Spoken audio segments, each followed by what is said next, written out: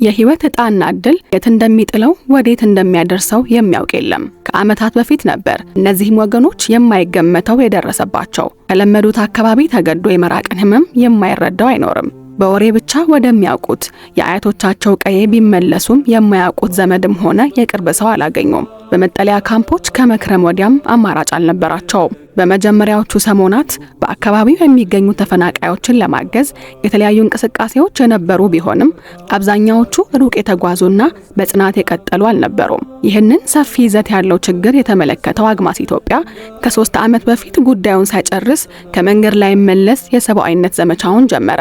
በደብረ ብርሃንና ሌሎች የሰሜን ሸዋ አካባቢዎችን ጨምሮ በሐርቡ፣ አርጎባ፣ ገራዶ፣ ኩታበር፣ ተንታ፣ መቅደላ፣ መካነ ሰላም፣ ሐይቅ መካነ ኢየሱስ፣ ጃሪ 1፣ ጃሪ 2፣ መርሳ፣ ድሬ ሮቃ ወይም ጃራ 3፣ ዋግህምራ፣ ቻግኒና የሰሜን ጎንደር የመጠለያ ጣቢያዎች በመገኘት የመኖሪያ ሼዶችን በመስራት የዕለት ደራሽ እገዛዎችን በማድረስ የአልባሳት ድጋፍ በማድረግ የዓመት በዓል ውሏቸውን በጋራ በማሳለፍ ወላጅ አጥ ሕጻናትን በቋሚነት በማገዝ የተሰጥኦ ማጎልበትና ሌሎች በርካታ የሰብአዊነት ስራዎችን ሲከውን ቆየ።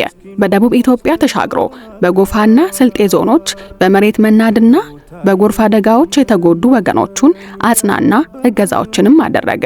አግማስ ኢትዮጵያ እንደ ስሙ ለኢትዮጵያውያን ማዕድ ዘርግቶ በኢትዮጵያ የትኛውም ክልል ላሉ ወገኖቹ ተስፋ ለመሆን እየጣረ መጥቷል።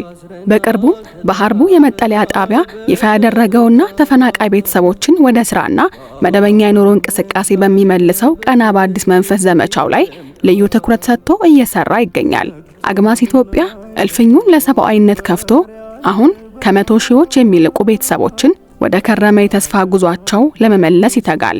አግማስ ኢትዮጵያ የሰብአዊነት እልፍኝ